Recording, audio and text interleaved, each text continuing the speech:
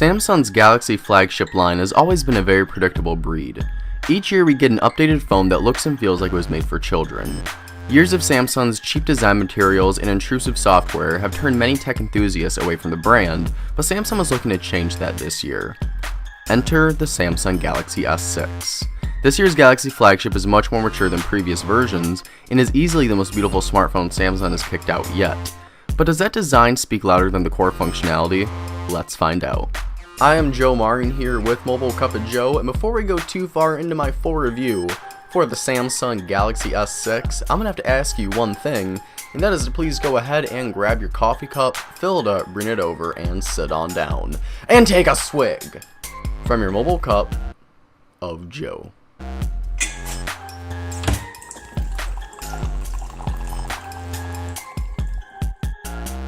The S6 boasts an aluminum frame that's sandwiched between two panels of Gorilla Glass 4.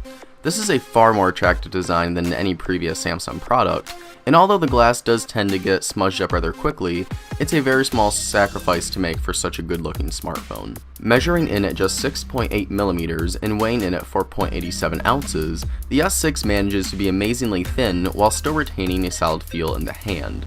The volume rocker on the left, power button on the right, and home button below the display are all incredibly tactile and provide a very clicky feel when pressed. On top of the S6 is an IR blaster for controlling your TV via the included Peel application. Moving onto the bottom of the frame, you'll find the phone's 3.5mm headset jack, micro USB charging port, microphone pinhole, and speaker grill. The speaker grill manages to get rather loud, but as with any side-firing speaker, any richness and deepness to the audio is all but present.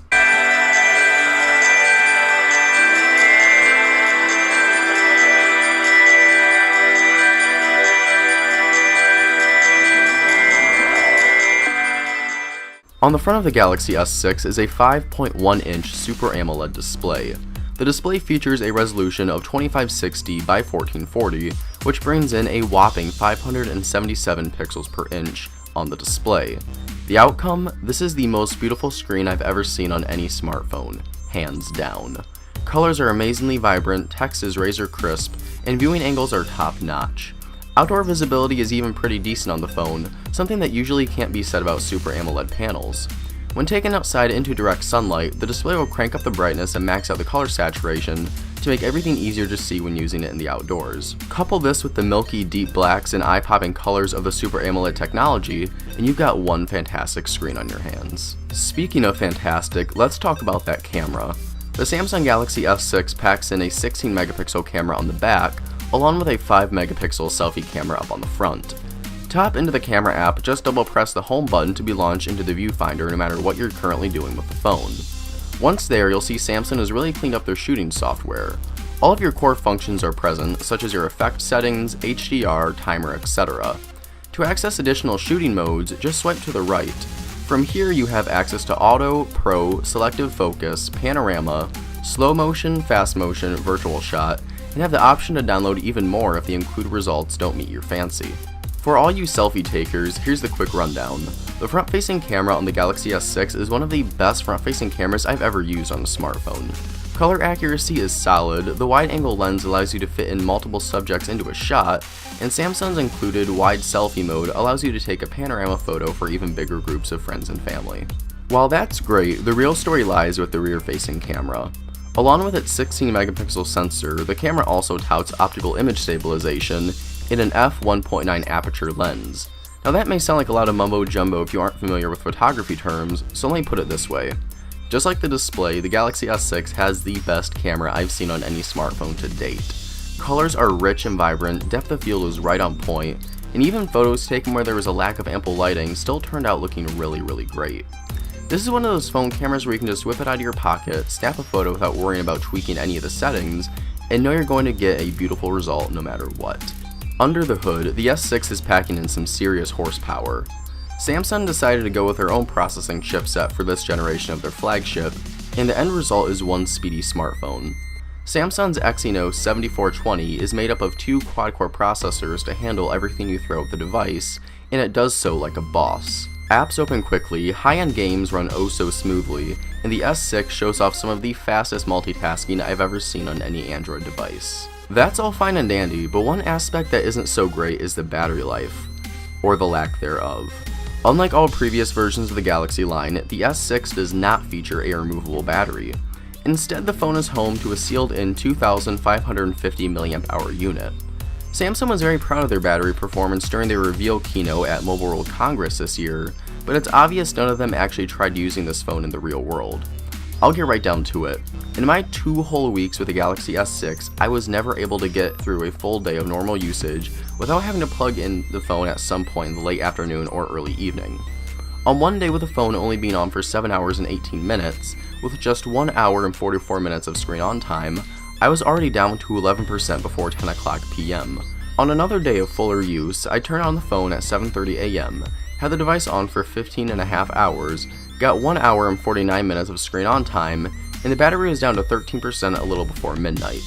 Case in point, the Samsung Galaxy S6 has one of the worst batteries I've ever seen on any smartphone.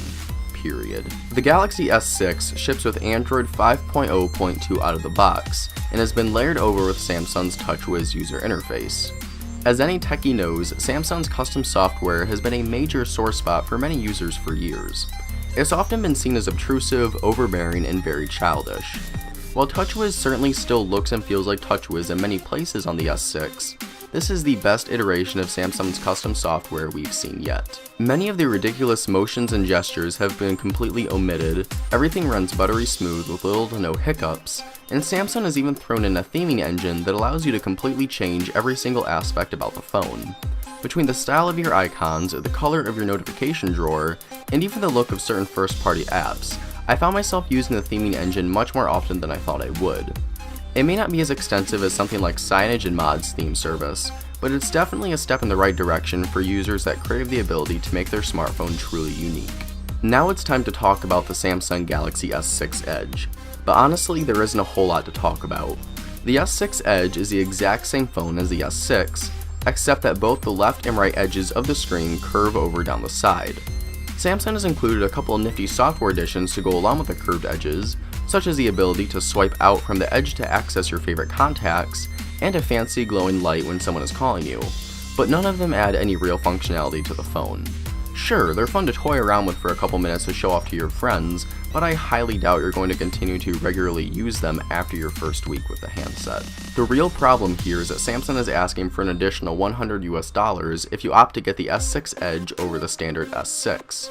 There's no denying that the dual curved edges looks like something out of the future, but at the end of the day, they really don't offer any real purpose other than to look good and to impress customers when perusing the store for a new smartphone.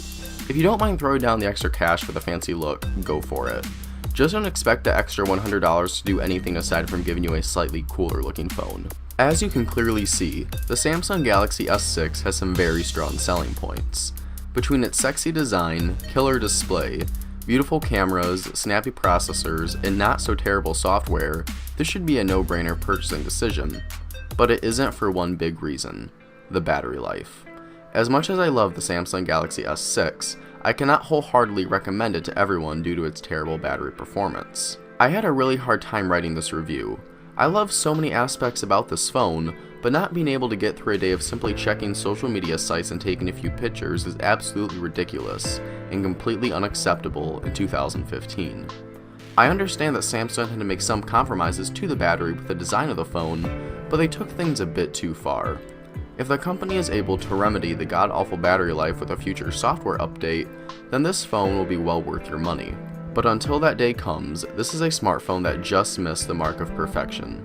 If you don't mind plugging your phone in a couple times throughout the day, or have multiple wireless charging stations set up around your house, then the S6 is one of the best Android experiences you can find on a smartphone right now. However, if a reliable battery is critical to you, you're probably going to want to look elsewhere.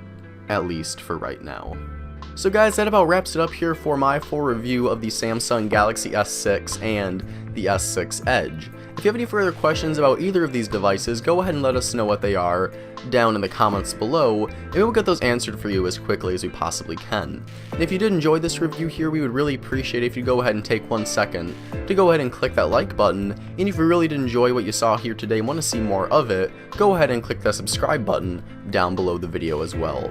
If you want to stay in touch with us outside of our videos, go ahead and check us out on our official website, where we are at www.MobileCupOfJoe.com, and also hit us up on Facebook, Google+, and Twitter, where we are at MobileCupOfJoe. So guys, thank you so much for watching this video here. I hope you have a fantastic day, and I'll see you all in the next video.